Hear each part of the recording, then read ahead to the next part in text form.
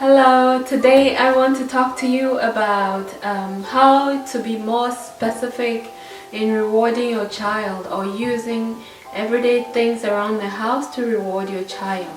So I'm going straight to the cereal, and let's pretend there's milk and the child is not eating, or the child says I'm full, but you know they're not full. What you could do would be to say, okay, now take 2 scoops and I'm gonna give you M&M.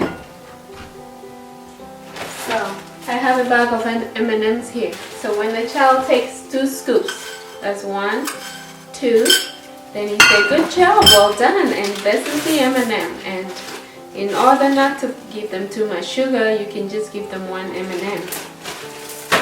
And so you will go on like that until the cereal bowl is finished. And obviously most children would eat for M&M unless they are really full or truly full. Also, kids we know do not like much nuts or vegetables. So if you want them to eat vegetables and they're not eating, you could say, okay, hey, take a bite. They don't have to eat the whole. If it's banana, take a bite and you will get a reward for that. Or you take a bite and then I'll give you an M&M. Or gummy bear. I also have gummy bear to show you. So the child will take a bite. They take a bite, they finish chewing. You give them the M&M. You could also say, okay, finish your food and then you get to choose either M&M or gummy bear, whichever one you want, you get to choose. And usually the child is sure to finish the food. And you can do the same with fruits, oranges, pears, any type of thing the child does not like to eat. You could use the same format or method to help the child, to motivate the child. And so these are some forms of rewards. Now, when it comes to earning tokens, I had said in my video that says how to get children to listen to. If you haven't seen it, go down through my videos and you should be able to see it. And giving tokens to reward a child so that they earn a reward at the end, either at the end of the day or at the end of the week. This is how you would do it. Now, this is corn, and this is spaghetti, kind of type of spaghetti. And then you would want to give the child something that they can store their tokens in. And it's nice to also have something that's much fancier because children like fancy and cute. So tokens are good for children who are much older, like teenagers and older children, 8, 10, 12, that kind of age. You would give them a token for something, doing something good. So you see them cleaning the floor without you asking, say, hey, well done for cleaning the floor. I didn't ask, but you cleaned it. Okay, you get a token. And they know that they are earning tokens so that they can use the tokens to redeem something at the end of the day or at the end of the week or after lunch, you know. So you give them a specific time period or time frame that they would be earning it. And once they know, they work towards it really well. So let's say the child knows they're going to earn. It's also good to let them know what they're earning or what they're working towards. So you say, okay, I have this, I have that, and I have these. Whichever one you want, you can choose from, but you would have to do some things. So let's say you tell the child, okay, you clean your room, you wipe the floor, you do your homework, and you need to write them down because if it's many, if they are much younger, they would forget.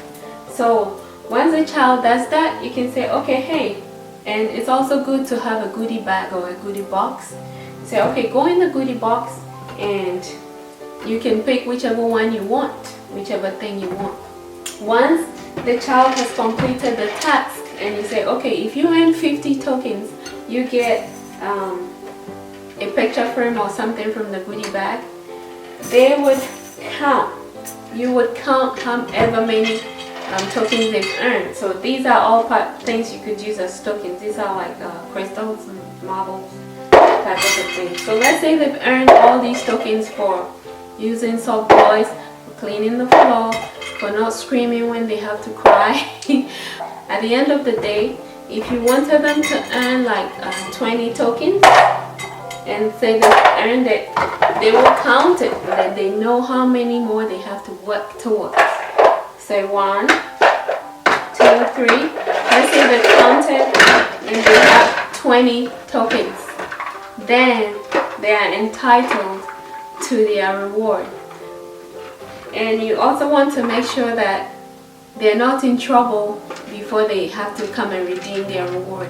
Because if they did something bad, but then they have 20 tokens, that it's more like you're rewarding them for the bad thing that they did.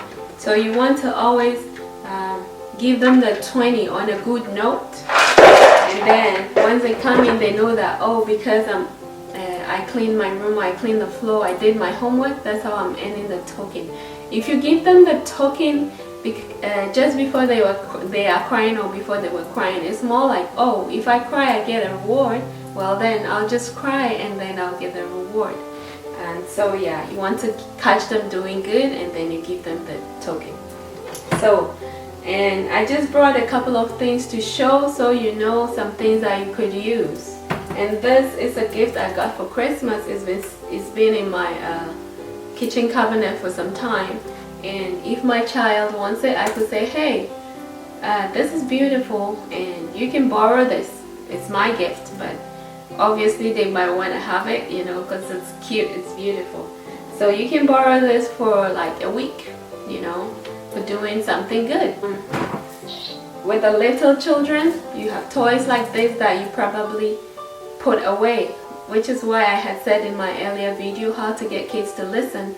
You put some toys away so they don't have it all the time. If they have access to these toys all the time, it's not motivating enough. Once it's hidden and you bring it out, it becomes new to them again. This is soap. So if you have a son and you want to reward them, you say, hey, I can buy you a really cool soap. Meanwhile, you have it in your room. Now the reinforcement or the rewards must be immediate. You don't have to wait. I know most parents will say, well done for cleaning the chairs. Well done. I will go and buy you a book in 2 weeks. So when let's say the child does something bad within the 2 weeks, then you say, oh, you lost your reward because you didn't listen. It's always good to give the reward immediately so that they don't have to miss out. Otherwise, you know what they think? They go like, oh, I never get my treats anyway, or I never get rewarded even though I did good things. You could use books. I like how you're sitting nicely. I found this really cool book I'm gonna buy for you. That is gonna help them to read. So by giving them a book, you are killing 2 birds with 1 stone. They're also going to be reading, you know. You could also give them sunglasses. You could give them fan, you know. You could give them cute cups, mugs that they could use for school. The other thing you could use also would be to have the child to play on their iPads or tablets, whatever they have. So you can say, okay, since you've done so much work, I'm gonna give you time, free time to play on your iPad, maybe an hour for bigger kids, or 2 hours.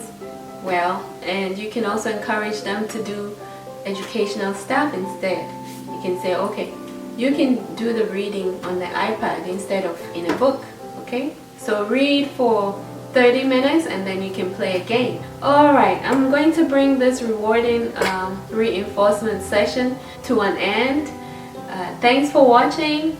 Once again, people are very important. By being nice, you also are happy inside. So please share this video, like the video, comment if you have any. Thanks for watching again and bless. Remember, people are very important. Thanks. Bye.